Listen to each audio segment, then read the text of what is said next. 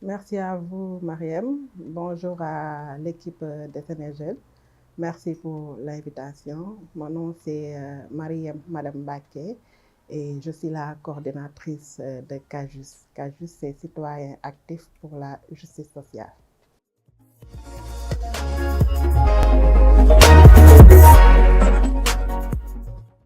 Alors, CAJUS est le fruit d'un regroupement de jeunes, de femmes, de mouvements sociaux qui défendent les droits humains et également la gouvernance citoyenne. Donc, il s'agissait entre autres de la commission orientation stratégique de COS M23 que vous connaissez certainement avec Abdourahmane Sow. Il y avait le réseau des jeunes entrepreneurs d'Afrique avec l'honorable député Mariam Sodé Ndiaye, le réseau des jeunes pour la promotion des droits humains que je dirigeais à l'époque. Il y avait également des organisations, des étudiants en collectivité territoriale et d'autres organisations qui se sont regroupées autour d'une plateforme appelée Mouvements sociaux à l'époque. Donc, les mouvements sociaux avaient pour objectif, à côté des organisations de la société civile sénégalaise, de participer à la gouvernance transparente et redevable des ressources naturelles. Donc, ces mouvements sociaux ont fait le tour du Sénégal en quelque sorte. Ils ont fait des renforcements de capacités, des visites de terrain pour découvrir l'impact de l'exploitation des ressources naturelles au niveau des communautés. Et il y avait ce contraste entre la richesse des ressources minières et le niveau de précarité de ces communautés, surtout à Kédougou. Donc, c'est à partir de là qu'est né CAJUS, Mouvements sociaux, pour participer à la gouvernance des ressources naturelles. Donc, le déclic, je dirais, il y avait une méconnaissance même du secteur des industries extractives par les jeunes. Il n'y avait pas une participation des jeunes au niveau des débats sur les questions de gouvernance des ressources naturelles. C'est à partir de là qu'on a dit qu'il est important que les jeunes participent au débat public sur la gouvernance des ressources naturelles.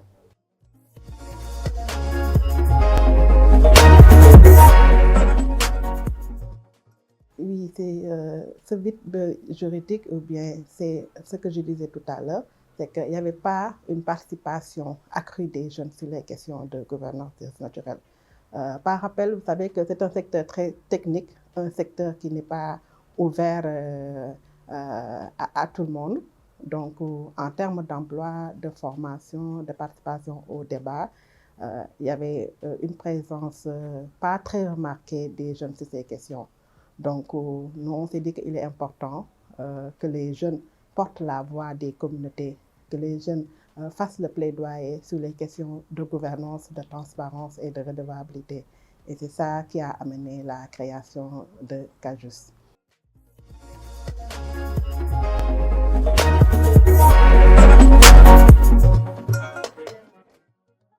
Je dirais qu'il y a plusieurs risques. Hein. Je pourrais citer quelques risques. C'est des risques d'abord liés à l'expropriation pour cause d'utilité publique. C'est des risques liés à l'indemnisation juste et préalable des communautés. C'est des risques aussi qui sont liés à l'environnement, la dégradation de l'environnement. C'est également des risques qui sont liés à la non-implication des élus dans l'octroi des titres miniers. C'est également la non prise en compte de la question du genre, de la question de la participation des femmes, des jeunes dans la gouvernance des ressources naturelles, que ce soit le secteur minier, que ce soit le secteur des hydrocarbures. Si on prend le secteur des hydrocarbures, c'est le secteur exploitation pétrole et gaz. Vous remarquez que c'est un secteur où il y a ce qu'on appelle l'accaparement des terres, l'accaparement du périmètre où les femmes transformatrices de produits halieutiques étaient là-bas pour pour la transformation des produits halieutiques. Donc, on se rend compte que leurs terres sont accaparées et il y a par conséquent une perte de leurs moyens de subsistance. Donc, c'est autant de facteurs de risques environnementaux, de dégradation même de l'environnement, les questions de pollution avec l'émission du gaz à effet de serre qui causent d'énormes problèmes, dégâts de santé publique. Donc, il y a tellement de risques liés à l'exploitation des ressources naturelles que les communautés vivent à côté des entreprises qui exploitent, que ce soit l'or, le phosphate ou bien les entreprises qui exploitent le gaz et le pétrole.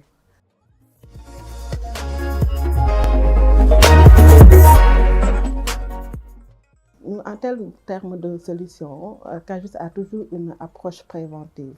Je pense qu'il est important en amont de sensibiliser les communautés sur les risques, sur les enjeux et également sur les défis liés à l'exploitation des ressources naturelles.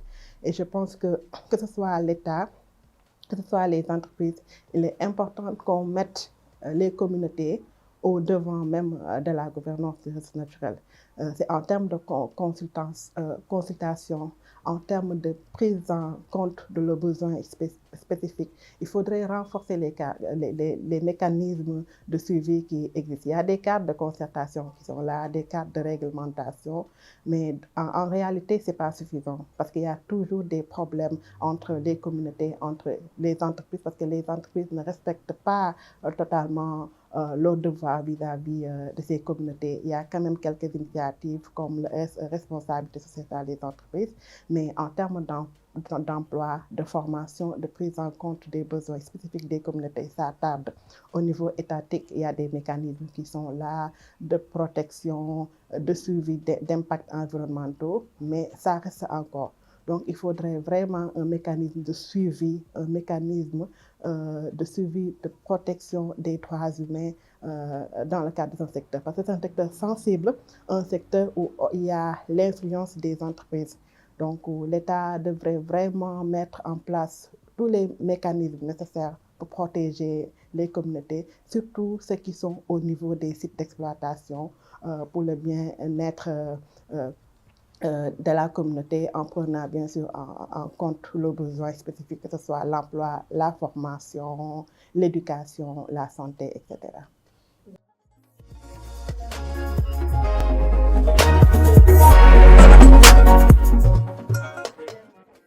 Généralement, l'exploitation des ressources naturelles entraîne souvent des pertes de terres, des déplacements des communautés. Et vous savez, les populations autochtones sont toujours réticentes à quitter leur zone de confort. Donc, c'est souvent des conflits réels, potentiels entre ces communautés et également les entreprises. Et je pense que le problème réel, c'est que parfois, il y a une méconnaissance même de leurs droits. C'est un problème réel que nous constatons sur le terrain. Il y a également des voies de recours qui ne sont pas vraiment efficaces. Il y a parfois l'éloignement même des institutions judiciaires avec le lieu où les communautés vivent. Donc, il y a le coût même de la justice qui est très élevé. Donc, ce n'est pas toujours évident que les communautés portent plainte, par exemple, une entreprise sur des questions de droits humains et également d'avoir gain de cause. Donc, parfois, ils ne maîtrisent même pas les voies de recours. Donc, c'est compliqué à leur niveau. Et il y a beaucoup d'organisations comme nous et comme également AGE, Association pour la justice environnementale, qui appuient beaucoup plus ces communautés pour tester en justice des entreprises quand les droits des communautés sont violés. À la RADDHO, c'était la même chose, c'était l'alerte d'urgence. Donc, l'idée, c'était de rencontrer ces communautés et de les aider à avoir un avocat, à trouver un avocat. Donc, les obstacles majeurs, comme je l'ai dit, c'est vraiment une méconnaissance de leurs droits, le coût de la justice qui est élevé, des procédures vraiment compliquées, lourdes pour ces communautés, ce qui fait qu'ils n'ont pas l'habitude de porter plainte ces entreprises au niveau de nos tribunaux.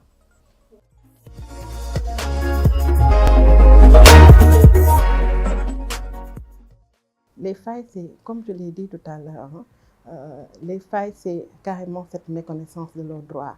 Parce que quand j'étais à la RADDHO, on recevait beaucoup de plaintes, surtout les questions foncières, les questions de violence conjugale. C'est des personnes en principe qui ne maîtrisent pas la voie à suivre, qui ne maîtrisent pas les procédures à suivre en cas de violation de leurs droits. Et ce que nous faisons, comme je l'ai dit tout à l'heure, c'est d'abord de leur expliquer quels sont leurs droits, quelles sont leurs obligations. S'ils ont besoin d'être assistés par un avocat, on les met en rapport avec un avocat parce que la RADDHO travaille en étroite collaboration avec des avocats. Donc, le département alerte d'urgence, son rôle, c'était de mettre vraiment en relation les victimes de violences, que ce soit les violences conjugales et toute forme de violence, à des avocats qui travaillent, qui sont d'ailleurs membres même de la RADDHO à l'époque.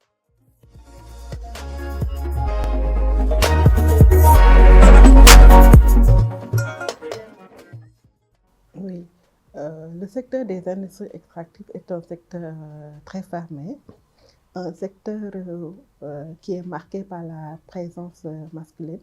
Et le constat, c'est que les femmes participent peu au processus de décision.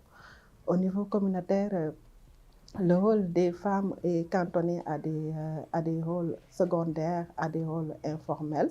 Donc, elles ne participent pas pleinement aux prises de décision. Donc, nous, CAJUS, notre rôle, c'est d'outiller ces femmes, de renforcer leurs capacités afin que ces femmes puissent être dans une situation de porter elles-mêmes le plaidoyer par rapport à leur prise en compte de manière effective dans la gouvernance des ressources naturelles, que ce soit le partage des revenus issus du secteur. Parce que ces femmes subissent les impacts différenciés de l'exploitation des ressources naturelles, que ce soit des impacts environnementaux, que ce soit des questions de sécurité. Elles sont dans des conditions très précaires et c'est elles qui ont le pouvoir économique au niveau communautaire. Malheureusement, ces femmes ne sont pas très bien protégées, ne sont pas très bien prises en compte. Bien qu'il y a quelques dispositifs réglementaires qui protègent ces femmes en termes de partage des revenus, mais dans le secteur, il y a très peu de lois qui protègent les femmes ou bien qui prennent en compte les besoins spécifiques des femmes dans ce secteur.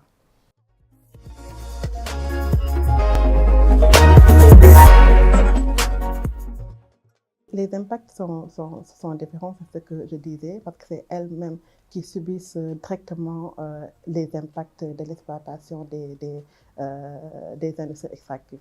Parce que si on prend le secteur des hydrocarbures, c'est des femmes transformatrices de produits halieutiques. Aujourd'hui, en termes d'impact, ces femmes subissent des pertes de terre. Donc, ces femmes avec la dégradation des mangroves, qui est une zone de reproduction des produits halieutiques comme le poisson. Ces femmes se trouvent dans une situation de perte d'emploi, de moyens de subsistance, alors qu'elles ont le pouvoir économique. Au niveau de l'exploitation minière également, c'est la même chose. Ce sont ces femmes qui sont au niveau de l'orpaillage et qui sont dans des conditions très précaires. Elles sont victimes de violences sexuelles. Donc, malheureusement, en termes d'indemnisation, c'est les hommes qu'on indemnise. Donc, vous voyez ces impacts différenciés entre les hommes et les femmes dans ce secteur. Et nous, ce qu'on fait, c'est vraiment outiller ces femmes, c'est vraiment les aider à ce que ces femmes puissent prendre leurs responsabilités, à ce que ces femmes puissent porter leur plaidoyer au niveau national, au niveau local. Et c'est ce que nous faisons tous les jours. Et nous avons des exemples comme Maman Femme Sarr à Saint-Louis, qui est une femme transformatrice de produits halieutiques et qui porte la voix des femmes même au niveau régional et international. Elle participe à des forums internationaux, elle participe au débat. Donc, c'est une femme leader vraiment au niveau communautaire. À Fatick, nous avons Maman Ndiémé également, qui travaille dans les mangroves et qui porte la voix de ces femmes. C'est à travers des séries de formations que les organisations de la société civile, de manière générale, font au niveau des communautés pour qu'elles maîtrisent les enjeux, les défis de la gouvernance naturelle, quels sont leurs droits, quels sont leurs devoirs et quelles sont les techniques de plaidoyer afin de porter leurs revendications au niveau des autorités.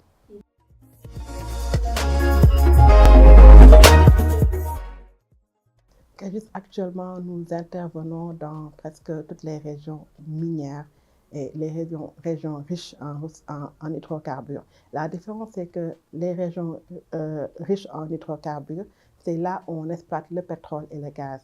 Actuellement, c'est la région de Saint-Louis avec l'exploitation du gaz, c'est la région de Fatick avec l'exploitation du pétrole.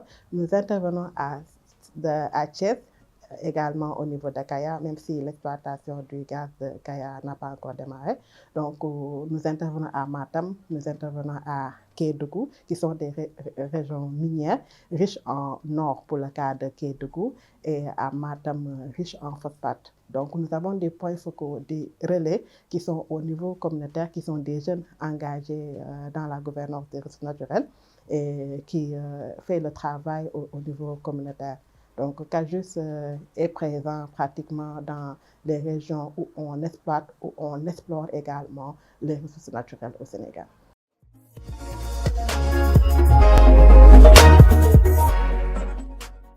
Il y a beaucoup d'obstacles parce que c'est un secteur très technique avec beaucoup d'enjeux.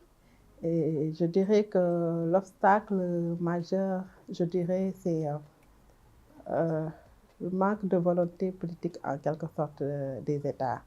Parce que aujourd'hui, c'est un secteur qui nécessite vraiment un engagement fort, un leadership fort, parce que nous avons affaire avec des entreprises et les entreprises sont là pour rechercher du profit. Donc, c'est leurs intérêts qui les amènent dans un pays. Donc, les questions de droits humains et autres les intéressent, mais bien qu'il y a des mécanismes internationaux qui font qu'ils ont dans l'obligation de respecter les droits humains, de respecter certains engagements. Mais c'est le profit qui les intéresse. Donc, il faut que nos États soient forts. Et quand on dit un État fort, c'est un État avec des procédures, avec une administration très forte, une administration qui a tous les moyens nécessaires pour lutter contre la corruption, pour lutter contre la malgouvernance.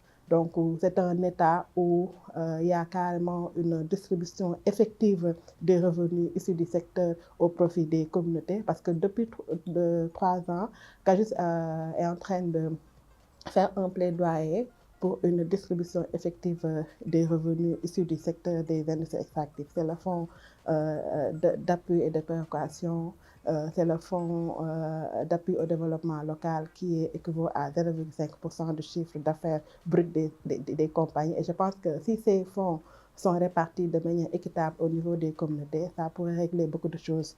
Ça pourrait prendre en compte même les besoins spécifiques des femmes, comme j'ai dit tout à l'heure, en termes d'emploi, de formation, etc. Et malheureusement, depuis 2009, ces fonds tardent à être effectifs. Donc, on peut dire que c'est cette volonté, c'est un manque de volonté politique qui fait qu'aujourd'hui, les communautés ne profitent pas pleinement des revenus issus du secteur. Et je pense qu'avec ce nouveau gouvernement, je pense qu'ils sont dans cette dynamique vraiment de mieux prendre en compte les besoins des communautés parce qu'il y a beaucoup d'audits qui ont été faits dans ce secteur. Et nous espérons que d'ici quelques mois ou bien d'ici quelques années, les communautés seront dans des conditions vraiment, dans des conditions idoines dans le secteur des industries extractives.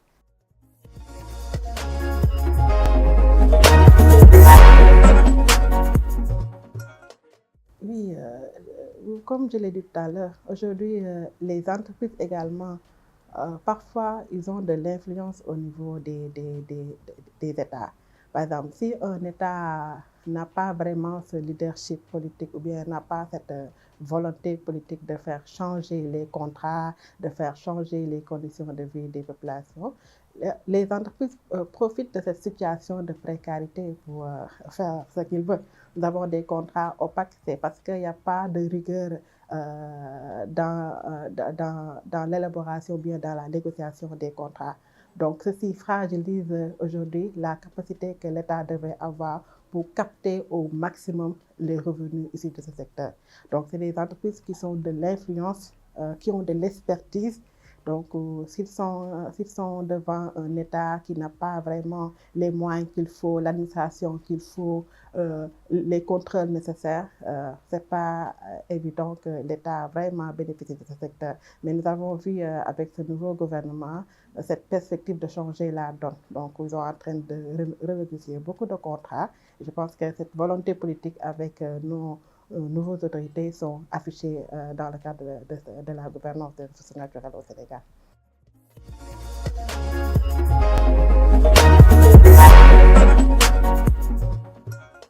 Je dirais que j'ai été toujours animée par le principe, bien par l'amour de la dignité humaine, par exemple. Et c'est depuis mes études à l'université, parce que pour moi, toutes les vies ont la même valeur et que le principe d'égalité doit se traduire de façon concrète dans la vie des gens.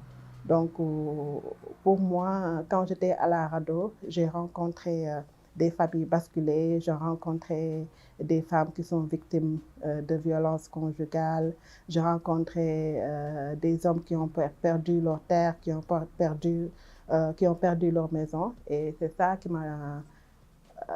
c'est pas, je dirais que ce n'est pas un événement isolé, mais c'est la suite de plusieurs expériences que j'ai rencontrées à la RADDHO, parce que j'étais dans le département alerte d'urgence. Et qui dit alerte d'urgence, c'est des cas tellement sensibles qu'on recevait chaque jour. C'est là que je me suis dit qu'il est important de s'investir dans la justice sociale. Il est important de sensibiliser les communautés, de renforcer le pouvoir des jeunes sur les questions de justice sociale, sur les questions de protection des droits humains. Et c'est là que l'amour de travailler sur la gouvernance des ressources naturelles. Quand j'ai fait des visites de terrain à Kédougou, à Matam, et j'ai vu combien ces femmes souffrent, combien ces jeunes souffrent. Et c'est là que mon engagement sur les questions de justice sociale est né. Et c'est là aussi qu'on a commencé à mettre en place CAJUST avec d'autres organisations de jeunes pour porter également la voix des jeunes, la voix des femmes sur les questions de gouvernance des ressources naturelles.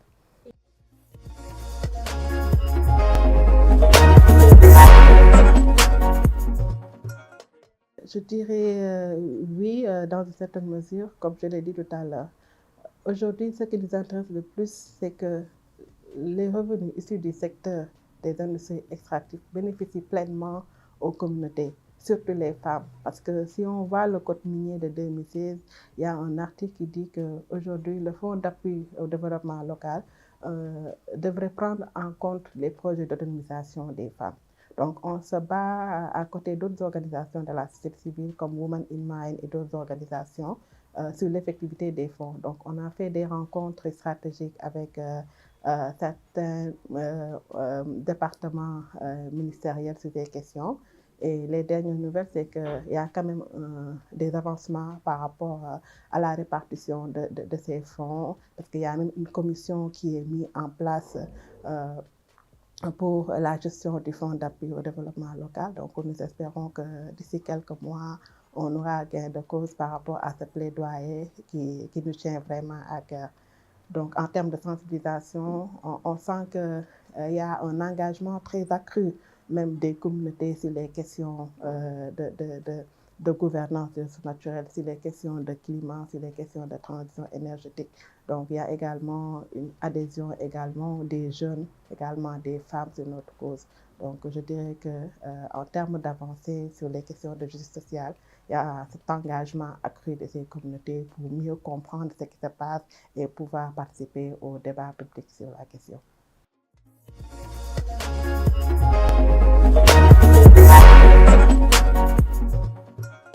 Le changement majeur, je dirais que CAJUST sera un leader sur les questions de justice sociale au Sénégal.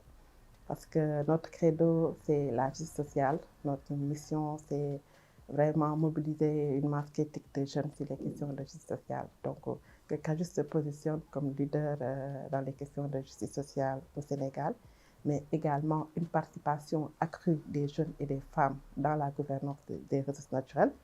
Et le troisième point, c'est également une distribution effective des revenus issus du secteur au profit des communautés, notamment des jeunes et des femmes, pour que leurs besoins spécifiques soient pris en compte dans ce secteur.